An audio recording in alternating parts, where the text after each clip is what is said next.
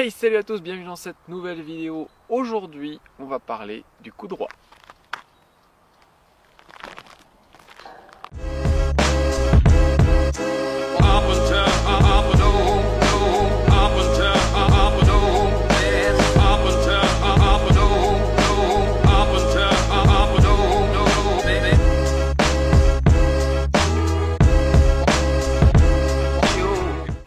Bon, pour un premier coup du jour, ça va. Il y a pire comme premier coup droit. Bref, donc aujourd'hui, on va parler du coup droit, en quoi c'est utile, et surtout des bases en fait, pour avoir une bonne forme dès le début, pas prendre des mauvaises habitudes, pas se blesser. Bref, le même principe que ce que j'avais fait pour mon tuto sur le revers. Donc le coup droit, vous avez deviné, hein, c'est le coup que je viens de faire.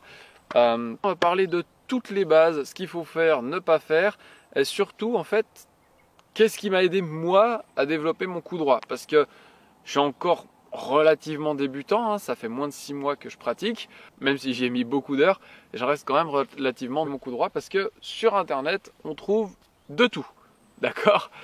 Donc qu'est-ce qui m'a perturbé plus qu'autre chose? Qu'est-ce qui m'a aidé? Je vais vous donner tout ça tout de suite. Donc déjà, premier truc, c'est le grip. On voit un petit peu de tout quand on regarde les pros, mais bien tenir le disque, c'est le premier truc à faire. Et il y a un truc qui est quasiment jamais expliqué, c'est donc il y a deux grips, hein, je viens sur les deux grips quand même.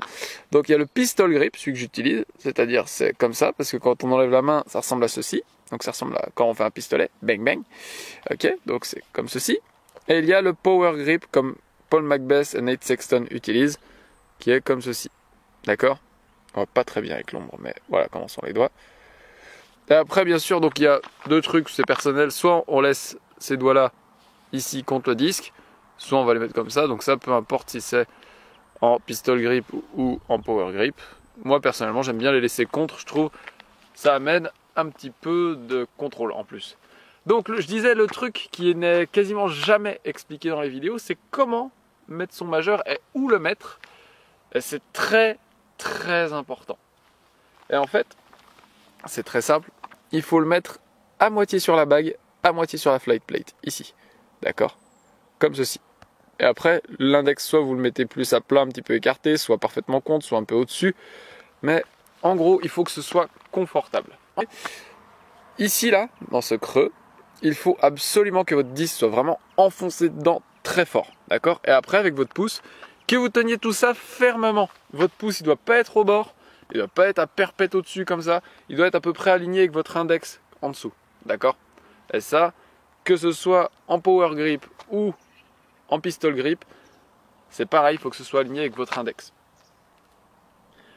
Et ensuite, dernière chose sur le grip, il faut tenir le disque fermement.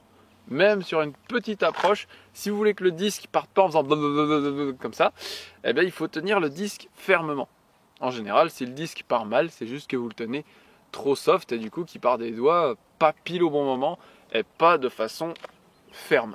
Vous entendez souvent, je pense quand Jeremy Colling lance par exemple, un petit coup droit touchy avec son Aviar X3, ça fait un petit pop. Bah, tout simplement parce qu'il le tient fermement. Il a beau faire un petit lancer comme ça, il le tient fermement. Et ça, c'est une des grosses astuces. Ensuite, le disque justement, parce que je viens d'en parler, Aviar X3, ne pas lancer de fairway driver. J'entends ça partout sur les vidéos YouTube. Enfin, il y en a pas mal quand même qui commencent à dire qu'il faut lancer des putters, mais beaucoup disent ouais, si vous voulez faire un bon coup droit, lancez un fairway driver. Non. Non. Oui, effectivement, c'est plus facile, mais ça gomme toutes les erreurs, ce qui fait que vous ne développerez pas un bon coup droit rapidement. Alors que si vous lancez des putters qui sont flippy, donc understable, si vous ne savez pas ce que ça veut dire flippy, understable, fairway driver, machin, j'ai expliqué dans une autre vidéo, n'hésitez pas à aller la voir. Donc, moi ce que je conseille de tous les disques que j'ai essayé pour m'entraîner au coup droit, c'est un putter pas profond, donc je crois qu'ils font 12 mm, c'est un truc comme ça. Donc c'est un putter pas profond et understable. Donc là j'ai des all-in-one de chez All 19. Ils vont vraiment très bien pour s'entraîner au coup droit parce que si jamais on tourne un petit peu le poignet, je vais y venir justement, et ben là ils partent tout de suite en roller.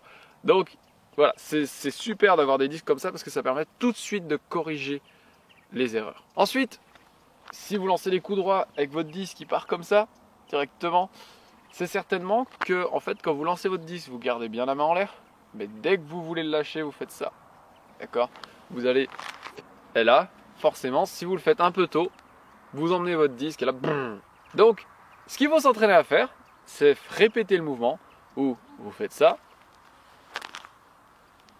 Tout simplement, toujours garder le disque avec la fly plate vers le haut. Ensuite, le reachback. On voit beaucoup de choses sur le reachback en regardant les pros. Tout le monde a une technique différente. Et c'est simple, on n'est pas tous fait pareil. Et ça, c'est... Voilà. Donc, il faut trouver votre reachback à vous. Mais je vais vous donner les basiques qui se retrouvent sur quasi tous les joueurs. C'est où emmener le disque au début et où mettre le coude. D'accord?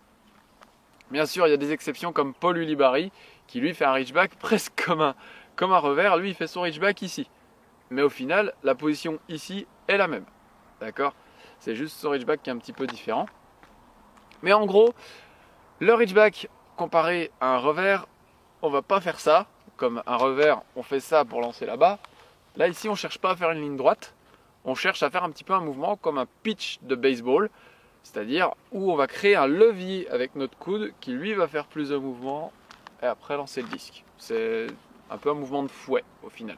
Je vous explique tout ça. Quand on fait un coup droit, le truc, c'est en général de bien relâcher le bras et l'épaule. On vise d'abord, bref, tout ça. Mais pour le reachback, il faut absolument amener le disque ici, avoir le coude en l'air. Et c'est ça qui fait un pivot. Et vous avez le disque qui est à plat. Et ça drive devant. D'accord? Donc ça, c'est juste le mouvement du bras. Maintenant, si je mets le mouvement de l'épaule, enfin des épaules, je fais ça, je me tourne, j'ai le coude en l'air.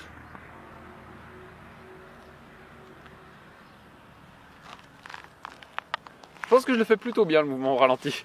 Donc voilà, en gros, ça doit ressembler à ça.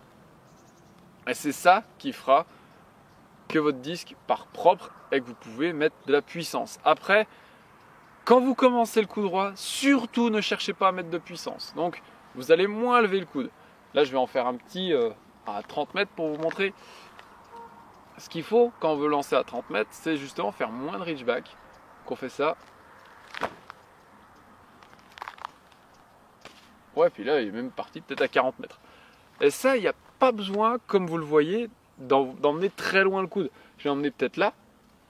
Tac, il n'est pas allé jusqu'à hauteur d'épaule. Et après, lever le disque. Et après, fait ça. Il n'y a pas besoin.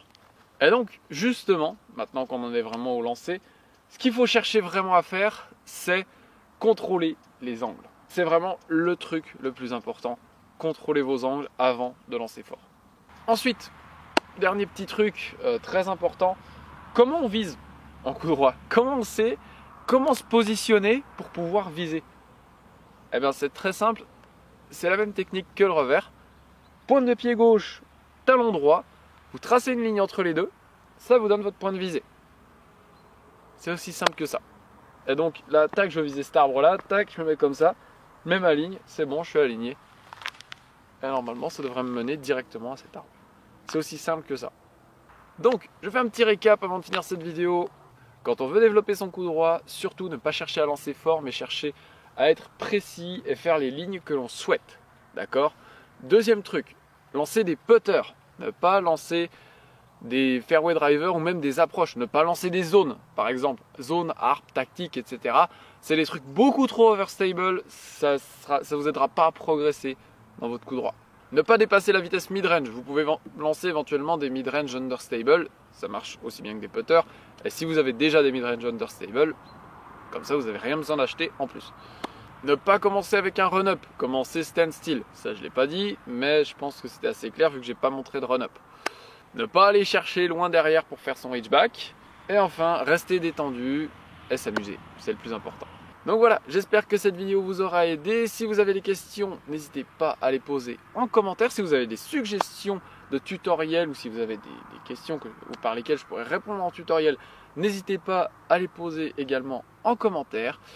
Bref, n'oubliez pas de vous abonner, de liker tout ce qui va bien. À la prochaine, ciao.